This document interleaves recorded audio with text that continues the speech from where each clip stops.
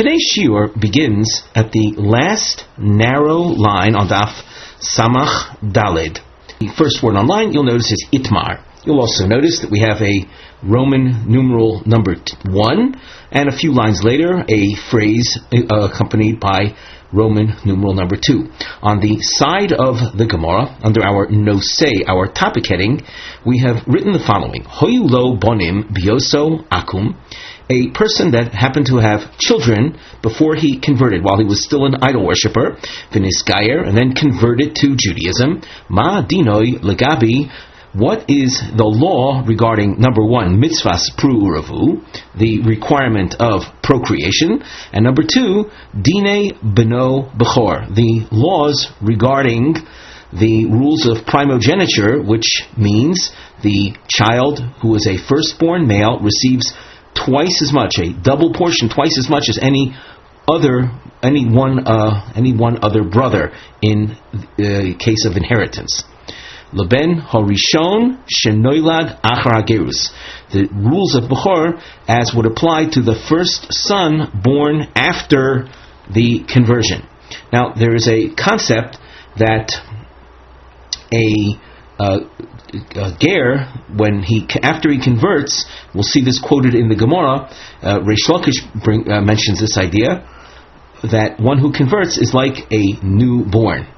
The term has come into the vernacular in recent years, a newborn, in theological terms, and in fact, that idea is rooted here back in the Talmud many years ago. Now we look into the Gemara where our Roman numeral number 1 appears. Itmar, the last narrow line. Itmar hoyu lo bona bioso ovi kechavim. A person had children before he converted, while he was still an idol worshipper, then his gayer, and then converted to Judaism. Rabbi Yochanan Omar Kiem Pirya V'Ribya. The children that he had before his conversion, through them he fulfilled his mitzvah, his requirement of procreation. Reish Lakish Omar Lo Kiem Pirya V'Ribya. He is not said to have fulfilled the mitzvah, even though physically he produced children before his conversion. Rabbi Yochanan Amar Kiem Pirya V'Ribya. Rabbi Yochanan says he has fulfilled that requirement. Daha Havulei. He had children. This human being that has now converted, this very human being, happened to have children, so he fulfilled his requirement. V'Reish Lakish Amar Lo Kiem Pirya V'Ribya. According to Reish Lakish, the fact that he physically had children before his conversion does not count. Ger shenizgayer kekoton shenoiladomi. One who converts to Judaism is like a newborn, and as a result, whatever happened beforehand has no relevance to this person that just came into existence, i.e. has now just converted. The Ozdu L'Tamayu. The approach taken in this controversy is consistent with their very same positions in another instance. The Itmar Hoyu Lo Bona Bioso Evi Kechav V'Nisgayer. The same opening. Person had children while he was still an idol worshipper and then converted. Rabbi Yochanan Omar Ein Loi Bechor Lenachla. The firstborn child after his conversion will not be considered a firstborn with regard to the laws of primogeniture. Teha Havulei Reishis Oinoi. He already had the first of his strength. That's a common translation of the expression Reishis Ono. There is a quote from which this comes, a pasuk in Dvarim, Perek Chof Aleph Pasuk Yud Zayin. We've included it on the side of the Gemara. Ki es habachor ben hasnua yakir loses lo pishnayim. The Torah refers to giving a double portion to one's firstborn son. B'chol asher yimotze lo ki hu reishis oinoi. He gets a double portion as he is the first of his strength. And Pasuk says, Kihu Reishis Ono Lo Mishpat HaBechora. Unto him is the law of firstborn. So that the child that he has after his conversion doesn't constitute his first strength. That already happened. Now, as far as that particular child inheriting, that child is no longer related to the man that just converted. His conversion disconnects him from anything in the past. So this type of person that had children while he was still an idol worshiper, then converted and had a new set of children after his conversion, the first of those new set of children will not be considered a firstborn regarding the laws of inheritance. For Reish Lakish Omar, Yesh Loi Bechor Lenachla, the firstborn male child after his conversion will receive a double portion from his father's inheritance. The father who just converted is considered like a newborn. And therefore, that the fact that he physically produced children beforehand is of no relevance to this individual after his conversion. And it's necessary to teach this machloikis both times, as we have marked them off, Roman numerals number 1 and 2. In other words, by stating just one instance, either stating just period veribia or the machlokes concerning Bechorah, I would not have been able to establish their positions regarding the other matter. So it's necessary to spell them out. That is the utsricha. And why? The ashmina by hikamaisa. Had we heard their controversy over the first matter, the pru uravu issue, the procreation issue, bahi kama Rabbi Yochanan. There, Rabbi Yochanan might have said his position, and only there, namely that he has already fulfilled his obligation. Mishum demeikora nami b'nei pirya v'ribyoninu, because originally, before the Torah was given, the peoples of the world, all peoples of the world, who were basically all Gentiles, were commanded in that mitzvah. That mitzvah was given already back to Adam HaRishon. So that they're considered, Rashi quotes the pasuk in Dibur HaMasel, B'nei Noyach. There's a little star, B'nei Pirya V'Ribyoninu. They are connected to this topic of procreation. D'chtiv, Vayomer Lahem, Pru Uravu. The Torah addresses them, non-Jews, with the command of reproduction. So, the fact that someone had children while he was still an idol worshipper is of importance. It is the mitzvah of reproduction is relevant to them. So therefore, Rabbi Yochanan would have said what he did, that he's already fulfilled his obligation, that is limited to pruvu. But as far as the laws of inheritance, the lav b'nei nachlo ninu, they don't have the Torah rules of inheritance. And the Torah rules of inheritance are spelled out in psukim in the Torah that have no relevance to idol worshippers. So they're not considered b'nei nachlo. Amo, I would have thought, Modi lay the Reish Lakish, that regarding that topic, Rabbi Yochanan would concede to Reish Lakish that the firstborn male after his conversion will receive a double portion.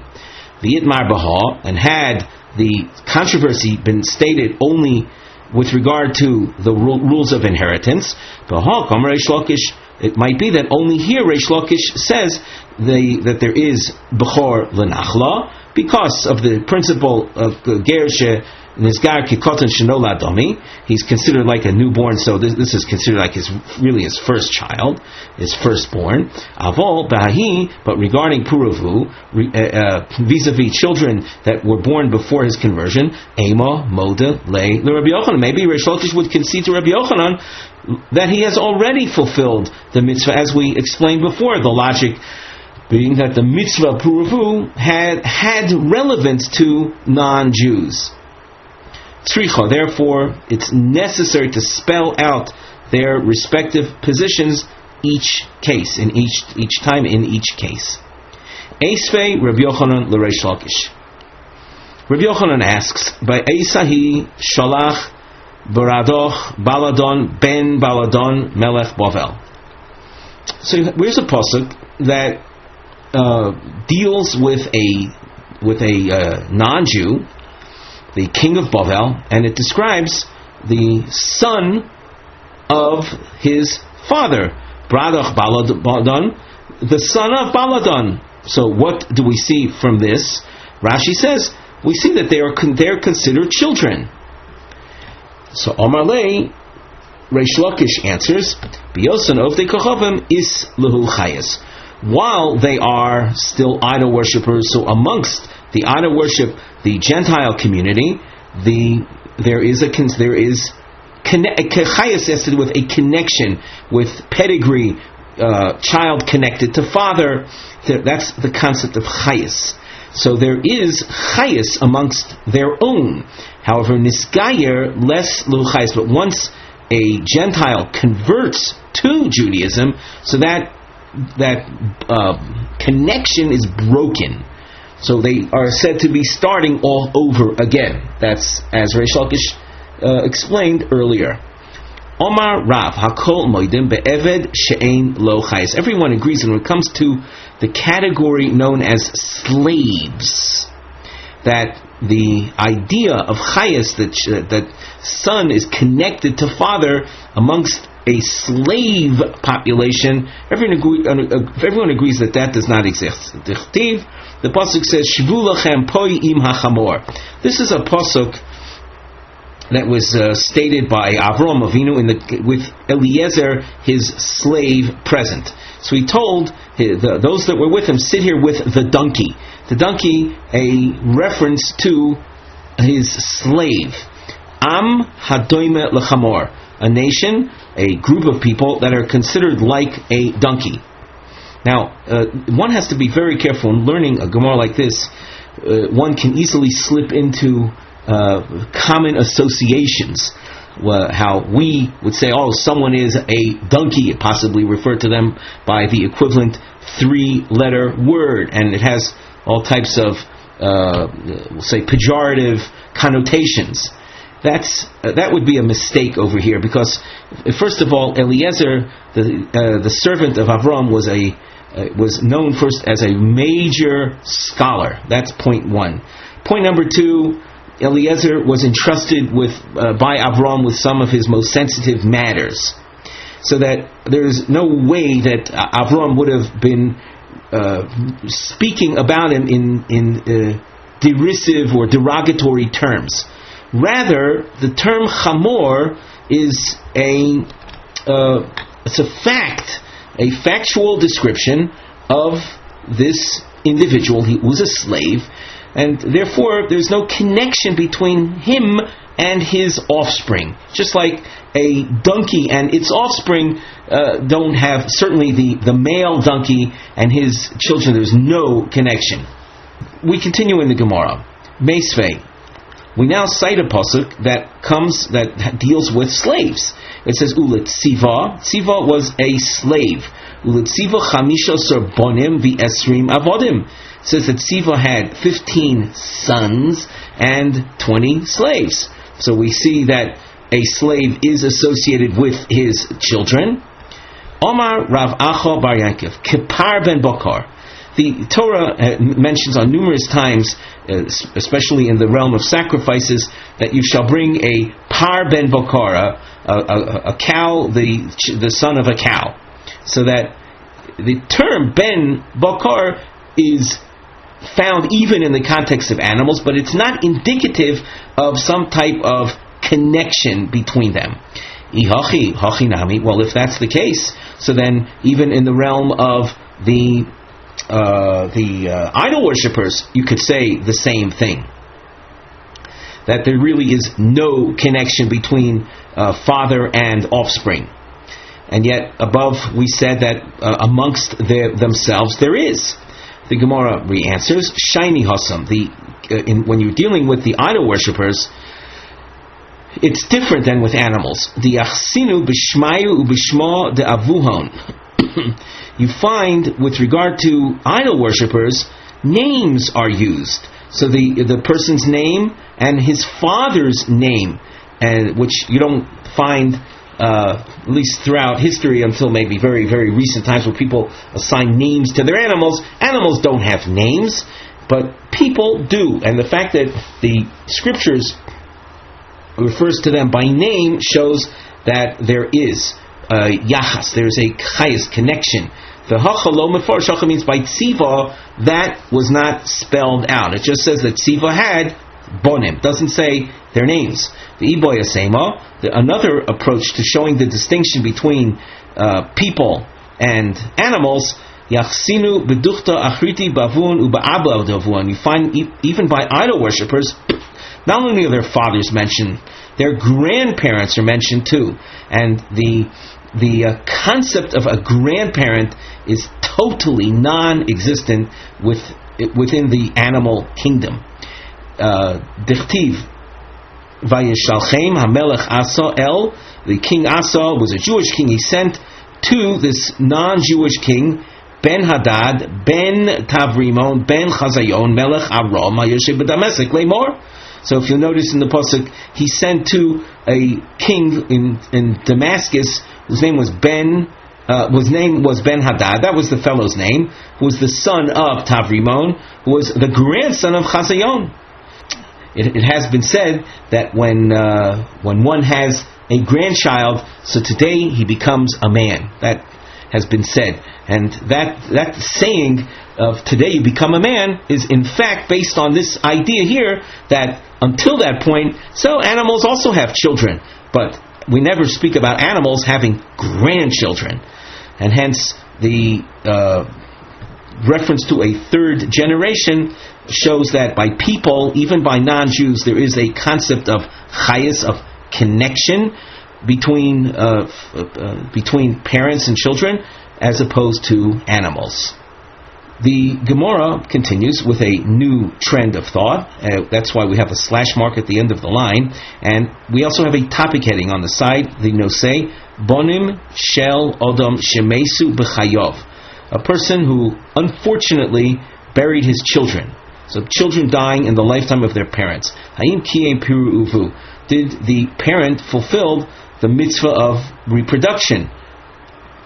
Itmar, hoyu lo bonim umeso, man had sons and they died in his own lifetime. Rav Huna Amar kiyem piru uvu, according to Rav Huna, even though tragically they died in his lifetime, nevertheless he has fulfilled the Torah requirement of reproduction. Rav Yochanan Amar lo kiyem, and Rav Yochanan disagrees. Rav Huna Amar kiyem mishum de Rav Asi. Rav Huna says he has fulfilled based on Rav Asi's teaching. The Omar Rav Asi, ein ben David bo ad shicholu kol nishamos shebaguf. Ben David is a reference to the Moshiach. We'll say a reference to the redemption, that does not happen until all of the souls contained in the goof. The goof is we'll say a spiritual entity that contains the souls of mankind. So until that spiritual vessel that exists in heaven, we'll say, wherever that may be, when that vessel is emptied of souls, and how is that accomplished? By people bearing children, with the birth of a child. So another soul enters that newborn. So the process of, we'll say, achieving redemption is accomplished by the called the birth mechanism. So that even if they died in his lifetime, he has accomplished what he was supposed to do by having children. Shenemar, the pasuk says, Ki ruach milefonai ya'atof u'neshamois ani osisi. The Gemara continues, Rabbi Yochanan Amar lo kiyem piriv. As far as Rabbi Yochanan is concerned, he has not fulfilled with children that had died within his own lifetime, because lo sheves yitzara bo'inon v'holeka, a person is obligated to contribute to the settling of the world, to the habitation of the planet, and that means that when a person leaves this world, he has left habitation of the planet. But in this case, he didn't accomplish that. They died in his lifetime. The Gemara continues. Meisvei. Notice on the side we have under our mivneh heading this shape. The house shape appears. Kushios al Rav Huna Shamar Kiyem Pru Urvu. Gemara raises questions on Rav Huna's approach. Rav Huna is saying that children that died in one's lifetime is in fact a fulfillment of Pru Urvu. Meisvei. We continue now at the top of Omid Beis.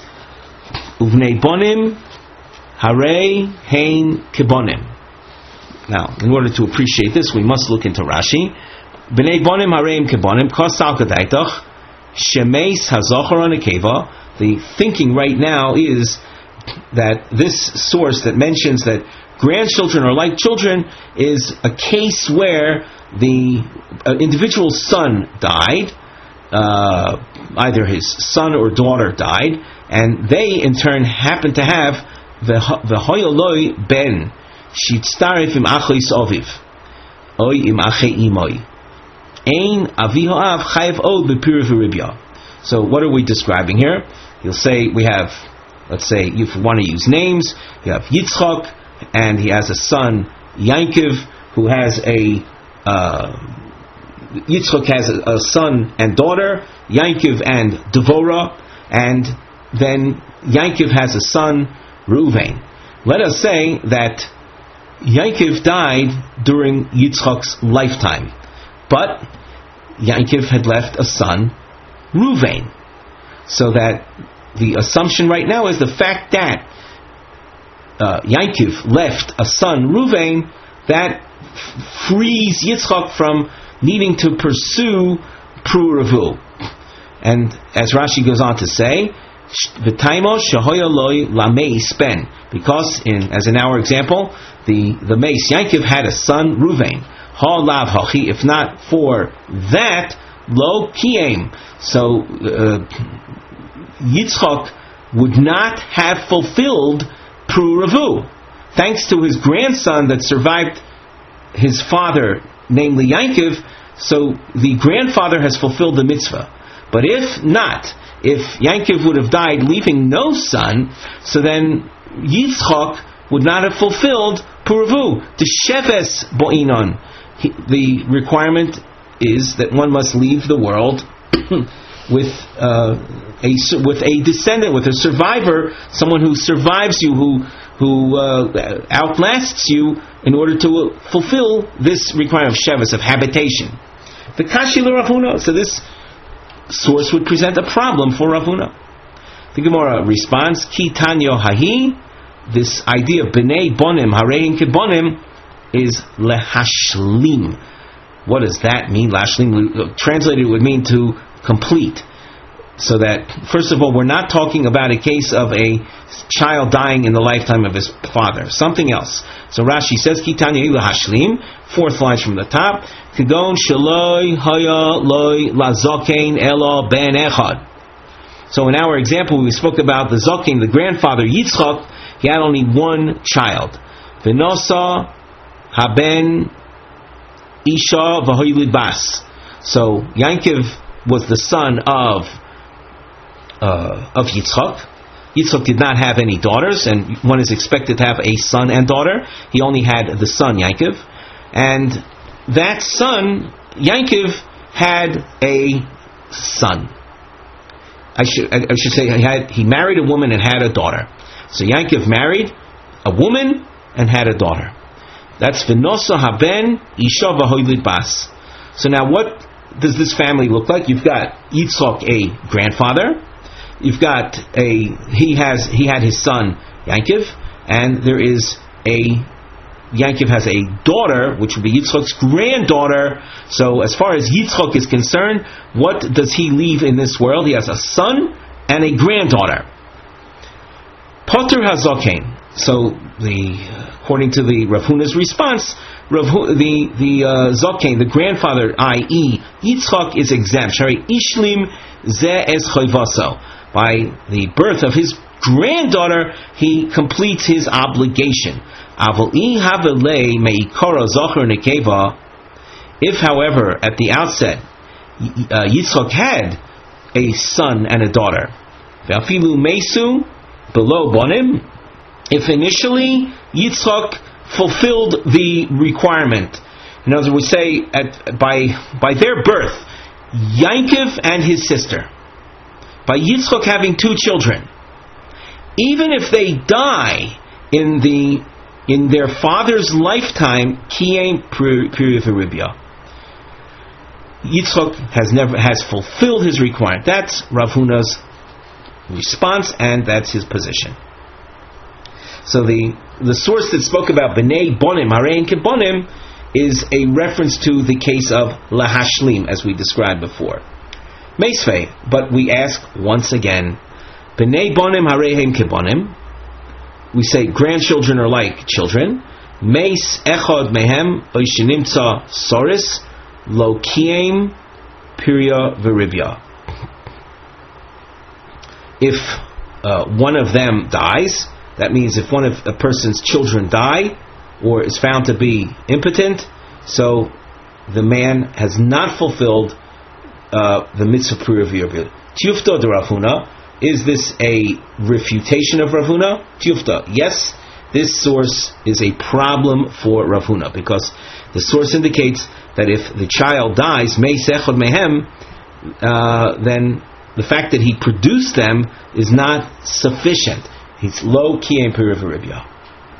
We said above, B'nei Bonim Hareim Kebonim. Sovar Abaye L'meimar, Bra Lebra Ubarta Lebarta. That B'nei Bonim Hareim Kebonim, grandchildren are like children. That would mean that if a person had a son and a daughter, and their son in turn had a son, and the daughter in turn had a daughter, so with those grandchildren, the son of the son and the daughter of the daughter, so he's said to have fulfilled his requirement. That meaning, even if the actual son and daughter died in the grandfather's lifetime, nevertheless the grandchildren replace their respective parents. Now, Abayi's thinking is only if it's the son of the son that survives and the daughter of the daughter. Now, we're going to read according to the Gro's reading of the Gemara. Avol bra lebarta ubarta lebrolo, but a son left produced by the daughter. If you want to, we can refer to a grandson coming from the man's daughter, or a granddaughter coming through the man's son. Lo, that would not be effective.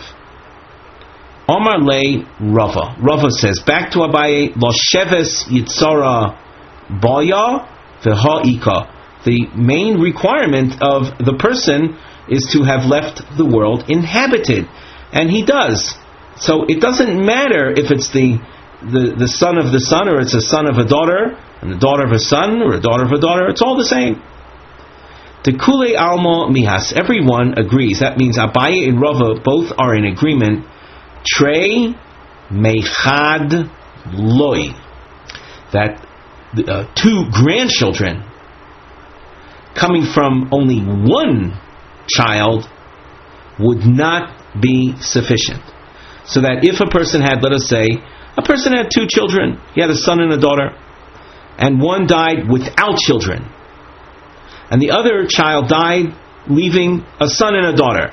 So you have in this family you have a grandfather with 2 grandchildren, son and grandson, granddaughter, but those 2 children came from only one of his 2 children. So it seems that Abaye and Rava would both agree that does not count, that one has not fulfilled his requirement. The Gemara asks, Veloi, is that really so? Oh, Amri le Rabbanon l'Rav Sheshes. Nosivitza va'oilid boni. Marry a woman and have children. The Omar lahu, and Rav Sheshes says back to him, why should I do that? Why am I so pressed to do that? B'nei barti bonai ninu. The children of my daughter are like my children. So if you're imploring upon me to marry in order to fulfill pruavu on the grounds that my children died in my own lifetime, that's all right. I have 2 grandchildren from my daughter. So what do we see? That 2 grandchildren from one child is sufficient. The Gemara says back that Rav Shesh's remark of B'nei Barti Bonaininu Hosam Dechuye Komad Chilahu. There he was just pushing them off. They had a real claim against Rav Sheshes that he has to that's not sufficient, and you'd have to have 2 grandchildren, but respectively from each child that you bore. And you'll ask, well, why was Rav Sheshes simply pushing them off? The Rav Sheshes he akir mi pirkei de Rav Huna. Rav Sheshes had become impotent. He was unable to produce any more children, and that was a function of his remaining in the lecture, the shiur given by Rav Huna, when Rav Sheshes, physically needed to relieve himself. He had to urinate, and he did not do so because he was afraid to leave Rav Huna's shiur while Rav Huna was lecturing. And that withholding of liquid waste results in impotency. Rashi explains, Yaakov Mipruke de Rav Huna, She'amarich b'drashav. Rav Huna had a lengthy lecture, with tzrichim lemei raglayim, and people needed to relieve themselves. Umamidim atzmon, and they withheld themselves, v'ne'er koren, Kisan b'choros, as it's taught in a source in Maseches B'choros.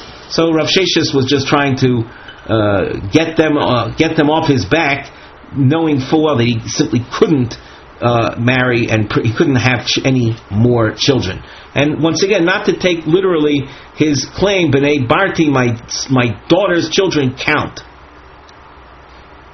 Omar Le Rabba L'Rava Bar Mori. Here's a question, it lasts a couple of lines. Mino ha milsa, the Omer Rabbanan, from where do we derive that which the Rabbanan teach? B'nei bonim Harei hein kibonim, that grandchildren means children from one's daughter are considered like your children. So the Gemara goes through a couple of stages in order to discover what the source for that is. And you'll notice on the side we have the nosei.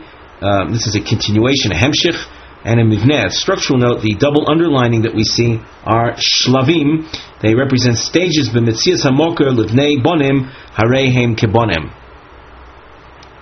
So the Gemara suggests, if you're going to say midichtiv, from the pasuk where Lavan addresses Yaakov Avinu upon his Yaakov's departure from Lavan, he says Habonois benoisai v'abonim bonai.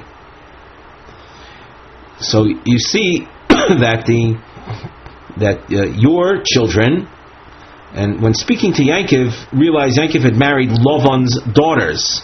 So Lavan is saying that your daughters are like my daughters, and your sons are like my sons. So that we see a reference to grandchildren coming from one's daughters are like one's own children. So is that the basis? Well, the Gemara rejects that. Elo me'ato, if you're going to think that that's the basis, Lavan also says Hatzon Tsoni Hachinami, and your flock is my flock. Is that the same thing? In other words, are you going to say that because he said Abonos Benosai, well, he in the same breath he also said Atzon Tsoni Elo Dekonis Minoi? All that Lavan was saying is that you acquired them through me, just like the sheep that you have in your possession. Those are sheep that you produce through my sheep. The offspring of my sheep is what you are in possession of. So hachanami dekonis minoi. So too regarding the pasuk of Abonos Benosai, he's saying that your children you achieved, you acquired them, you produced them through my daughters, but not to conclude from this anything beyond, let's say, mere acquisition. Nothing of a halachic nature that grandchildren are considered like one's own children. Elo mehacha. Rather, from this, v'achar bo chetzron. Chetzron was a person, and we have a chart on the bottom of our Gomorrah page, you can see Chetzron was a descendant from Yehuda. The pasuk says that Chetzron, then he was born, he had relation, he married El Bas Mochir Avi Gilad Vateled Loi Es Seguv. So if we just look at the chart on the bottom of the page, we see that Chetzron marries the daughter of Mochir, and they produce a child, Segov. Segov is their children. Uksiv, and you'll see there's another pasuk that says, Mine Mochir Yardu Mechoikikim, that from Mochir they're descended Mechoikikim. Mochir had Mechoikikim through the son of his daughter, and it's considered as if it came from Mochir himself. Uksiv Yehuda Mechokiki. So now if you look in the chart, on the chart you can see we've circled key names, Mochir and Seguv. So the pasuk says, in effect says that Mochir had Mechoikikim, and Mechoikikim is, Mochir came from Menashe, and it says that Menashe, from Menashe through Mochir, he had Mechoikikim. But we know on the other hand that Mechokiki is related to the tribe of Yehuda. So what has to have happened? The daughter of Mochir married someone from Yehuda, produced Seguv, and Seguv is a fulfillment of Mechokiki. And at the same time it's called the son of Mochir was Mechokiki. But it wasn't a son, it was a grandson. So in fact, it was a son that came through Mochir's daughter. So we see that B'nai Bonim, the children of one's daughters, are considered like your own. You can see a slash mark appears. That indicates that which follows is a new idea. On the side we have a topic heading, where we've written, point 1, Daito Rabbi Yehoshua, Rabbi Yeshua's opinion, Dafilu imhoyu lo la'odam yolodim b'tziruso yesh lahamshich lahoyli b'ziknuso. The loy commissioner saying that a person, even if he had children while he was young, he should still continue to bear children even as he matures, becomes older. If you want to say he becomes elderly, he should still be involved with trying to bear children. Another opinion, number 2, Divrei Rabbi Akiva, Sheyesh Lasok B'Amodas Talmidim Li'orich Kol Yemei Chayav.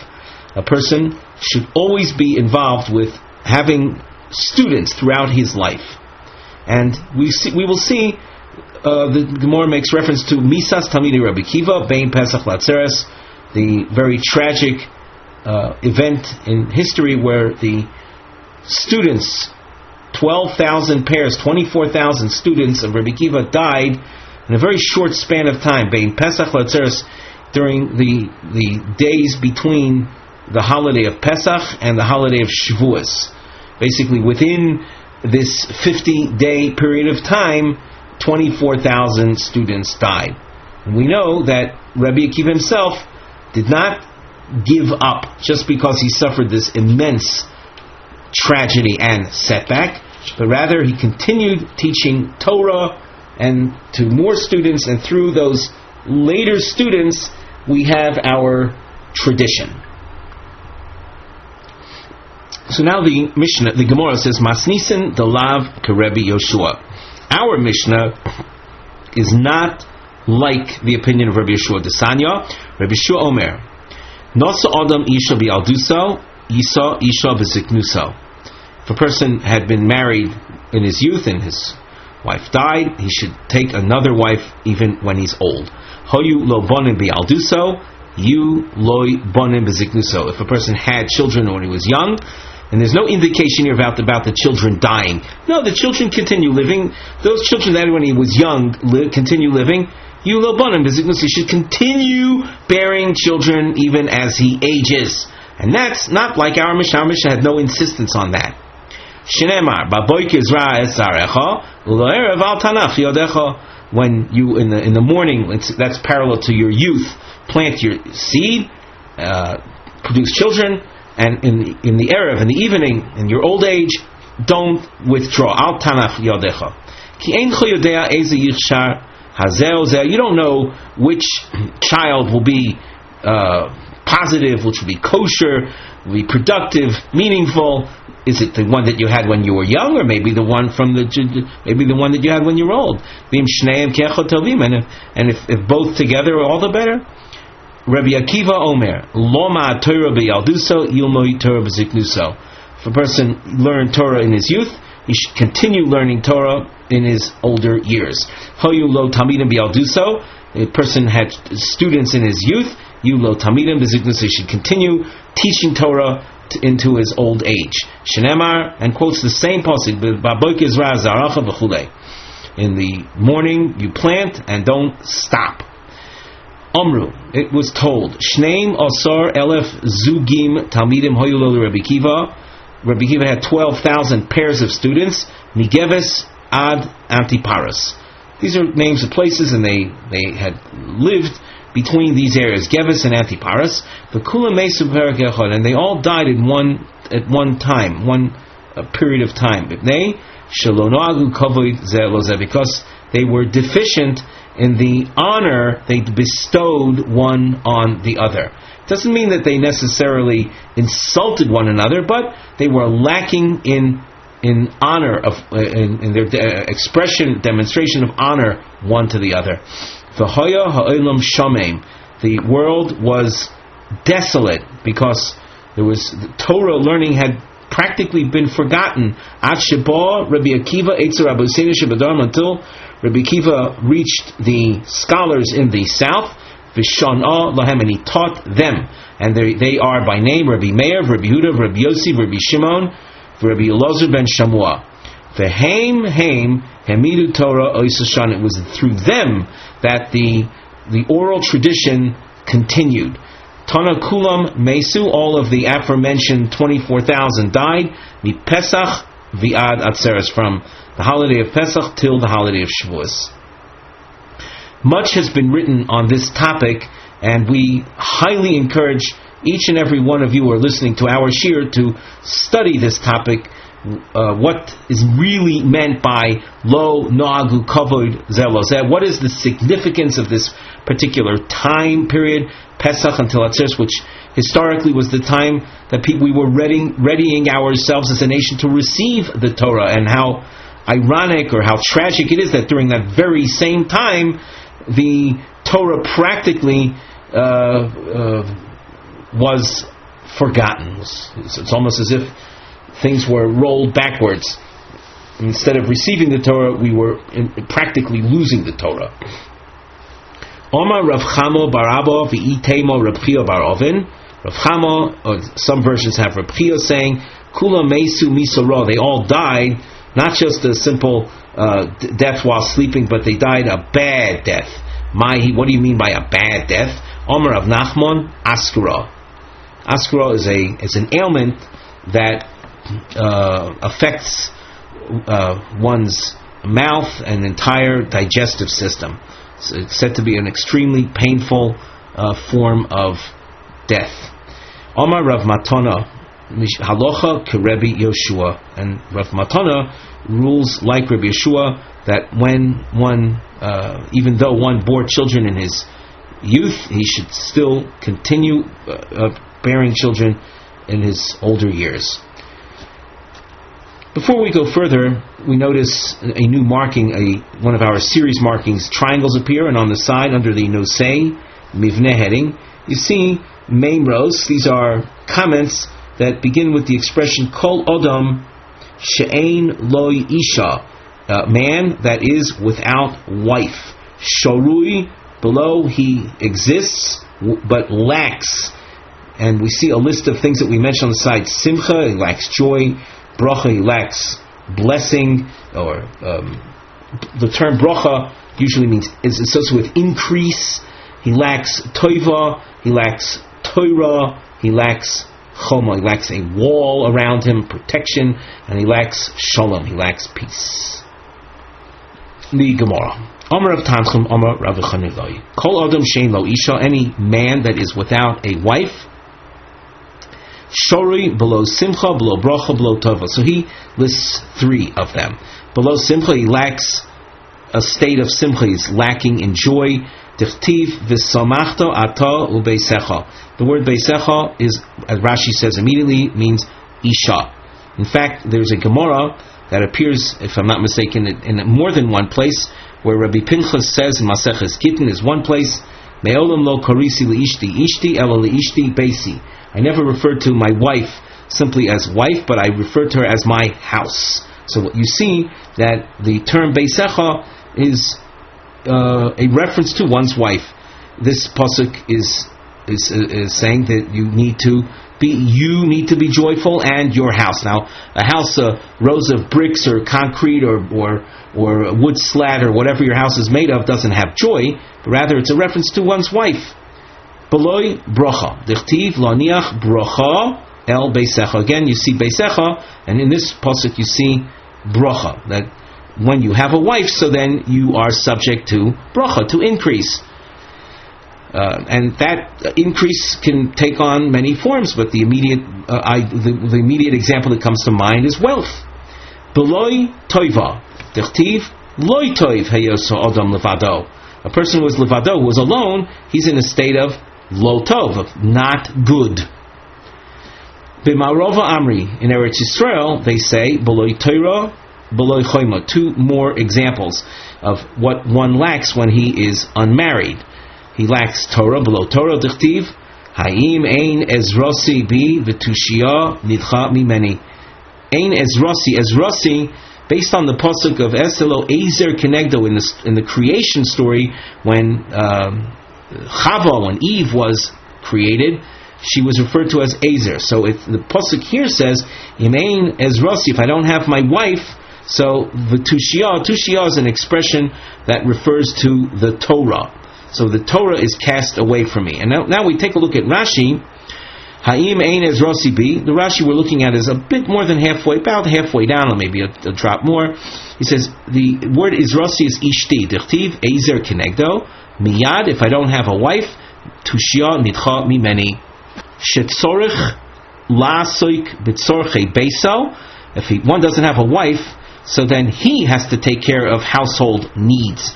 The talmudo mishtakach. If a person is involved with roles that generally speaking a woman performs, cooking and baking and cleaning and washing laundry, if the wife is not there to do those things, so then you are going to have to do those things, and you're not going to be able to review your Torah learning, and your Torah learning will be forgotten.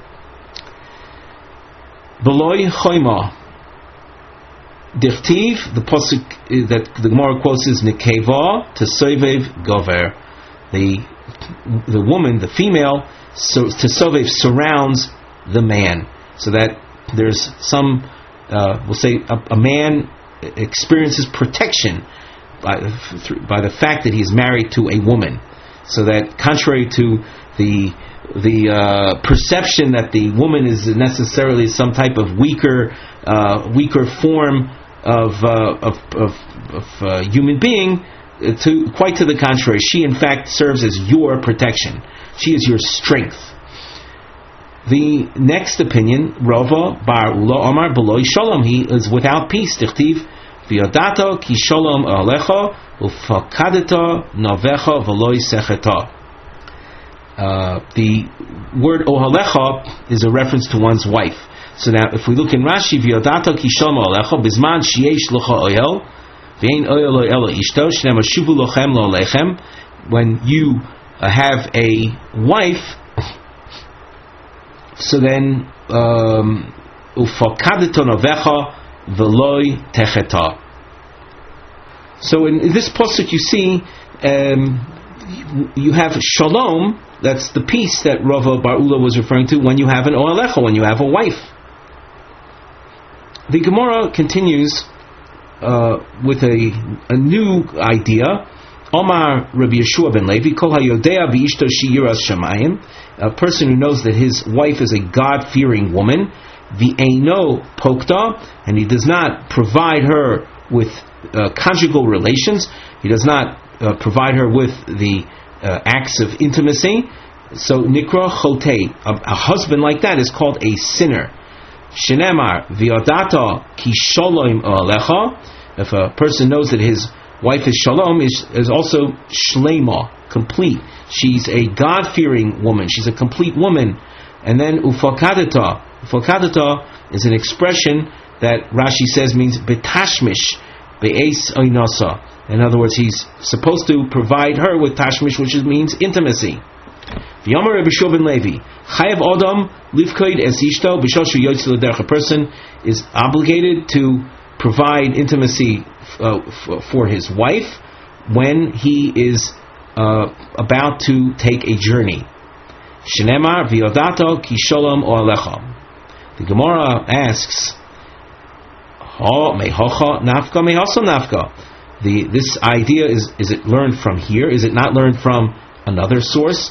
V'el ishech chukasech. It's another pasuk from the beginning of Sefer Breshis. Melamed sho isha mishtakeches al ba'ala b'shal shu yotze l'derech. From here we learn that a woman has, we'll say, enhanced desire for her husband when he is planning to leave, when he's planning to take a journey. At that point, the wife's desire for him is enhanced.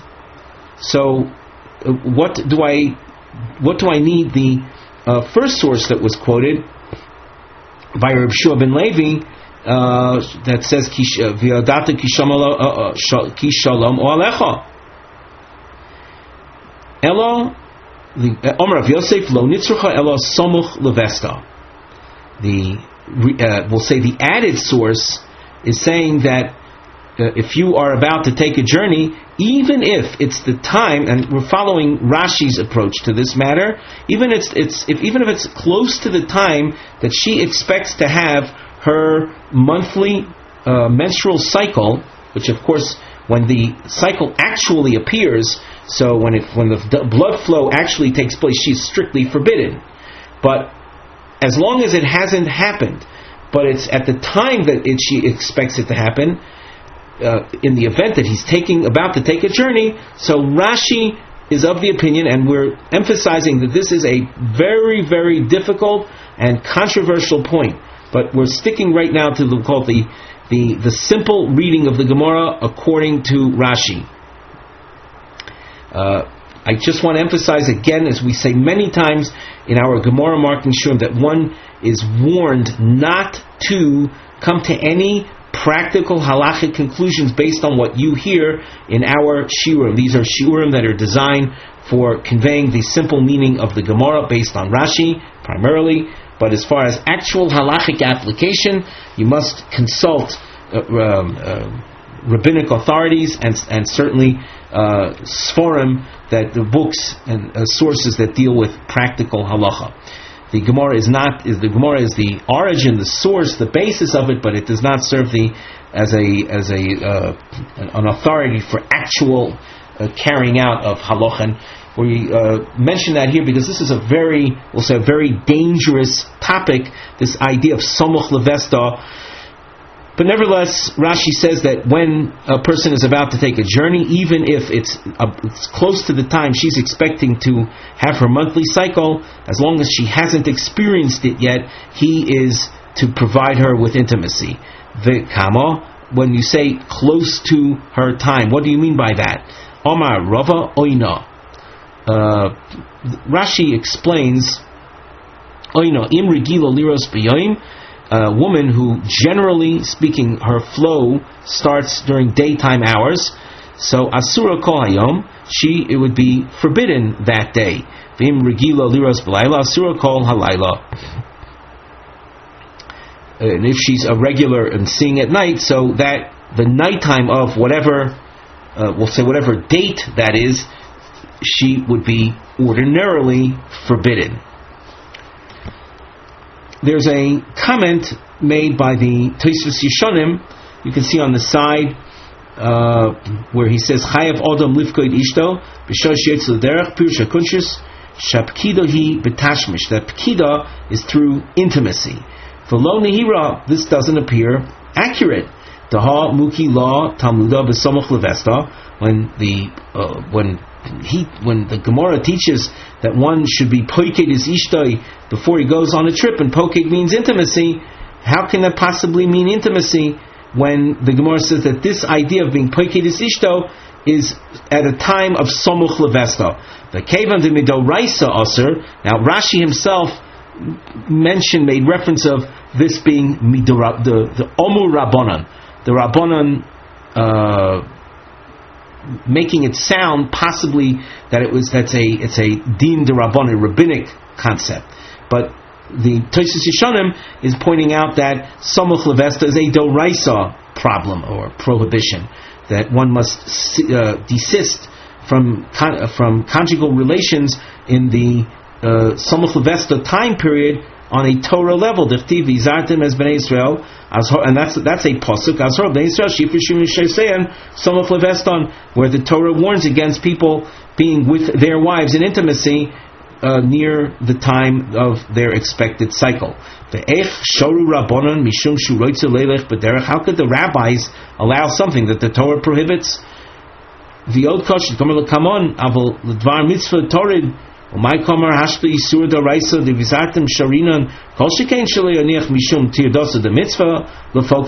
According to Rashi's approach, the upcoming Gemara would not make sense, because according to the Gomorrah, the upcoming Gomorrah, we say that if the person's gone his way to perform a mitzvah, so he's exempt from this requirement. However, according to Rashi, that this is so important that we will even push off a din d'oraisa. So what if he's going on a journey to fulfill some other mitzvah? This would be so important to fulfill.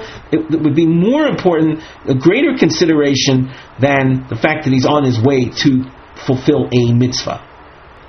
And then he presents another question. Where the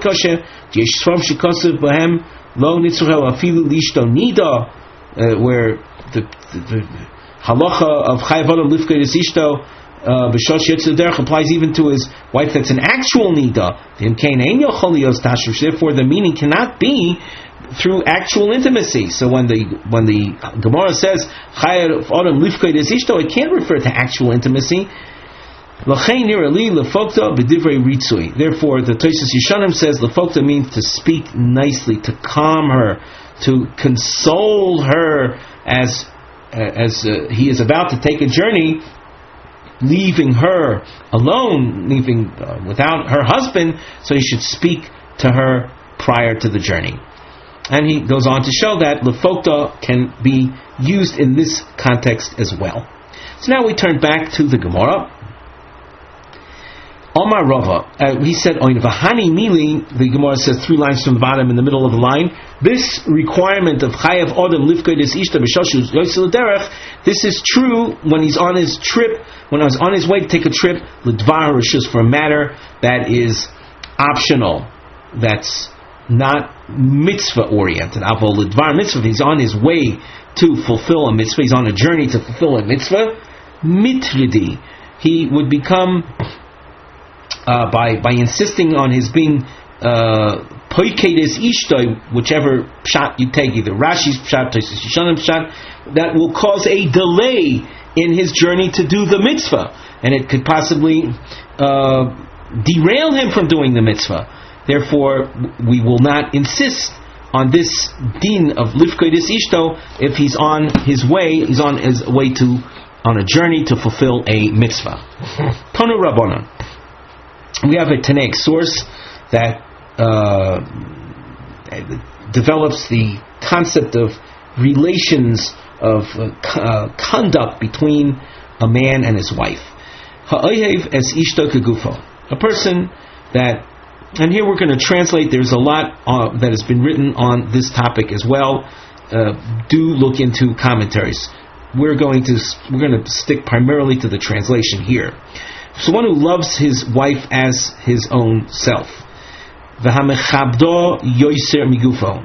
And one who is mechabdo. Now, mechabdo literally would mean one who honors her more than himself. But the concept of mechabed ishto is found in other Gemorahs as well, and you'll see that has to do there with, we'll say, purchasing jewelry for her, purchasing items that make her happy. So one should should invest more in those type of things for his wife than he would for himself. One who directs, who counsels his children, who leads his children, who educates his children on a proper, straight path. And one who marries them off just as they they reach adulthood. That's Samuch L'Pirkon. There's on this topic. There is more to say. There's a reference made in the Tosfos to a person marrying off his son even before the child becomes an adult. That itself is a very interesting topic and worthy of much further analysis. But the point is that one has his children married as soon as they could possibly do so. Allah HaKosuv Omer, regarding a man that fulfills these things, V'yodato ki shalom o'elecha, and you will know, be assured of peace in your home. Ha'oyev es shchenov, another list of attributes. Ha'oyev es shchenov, one who is fond of his neighbors, v'makarev es krovov, and one who draws near his relatives. In other words, even though they're your relatives, but you try to embrace your relatives. Usually in the context of spirituality, you draw them near, closer to the Almighty. The hanoisei es basach, so one who marries his niece, specifically the daughter of one's sister, bas achoso. This is special. And Rashi says, very interesting insight, that a person has a certain sense of longing for one's sister more than he has for his brother. When we talk kach, since a person has this natural inclination, bond, affinity for one's sister, so by marrying the daughter of one sister, that will be the basis and source for loving his wife. So that's noises basachos. And what other attribute is featured here? We continue at the top of Samach Gimel Amud Aleph. V'malva seloloni b'shas dochako. One who loans a sell is a coin, loans money to a poor man in the time of need. Allah HaKosuv Omer, regarding someone that fulfills these things, it says, Oz tikra v'Hashem yaneh teshava v'yomar hineni. Person like that has a guarantee that when he calls out to Hashem, Hashem will answer him. When one screams, cries out, the Almighty will say, I am here. The Rashi at the top, Oz tikra le'el minei ksiv. Before this, in the context, we're looking at the prophet Yeshaya, Perek Nun Ches. So prior to this pasuk, which has the pasuk Tes, earlier it says in pasuk Zayin a number of other things. It said Le'amanei Ksiv Kisira Oram V'Chisiso. Maybe we should glance at the side where we have Yeshaya Nun Ches pasuk Zayin quoted. The pasuk there says, "Halo parois loroiv lachmecha, v'aniim rudim tovi bayis, kisira el roim v'chisiso, umibsorcha lo tisalom." So, with that pasuk being clear, we now look in Rashi, and he says that prior to this pasuk of Oz tikra v'Hashem yaneh, which is in pasuk Tes, it happened to say kisir oram v'chisiso hainu dochak he'oni. That was the fourth point that was mentioned in the Gomorrah. It also says that in the pasuk, Hainu oyev v'shchenov shehein kikroyev u'mekarev eskrovov v'noisei ba'asachoso. The umibsorcha lo tisalem, from your flesh do not hide, which is a reference. Your flesh is a reference to certainly your relatives, which are considered your flesh, and the marriage of your sister's daughter, she's your relative. Not only that, but oyev v'shchenov, one who loves his neighbors. And it's interesting to note that in Mishlei, Perek Chav Zayin, there's a pasuk that says, Toiv shochen korov me'ach rachok. Better is a close neighbor than a distant brother. So you see this juxtaposition of neighbors with relatives.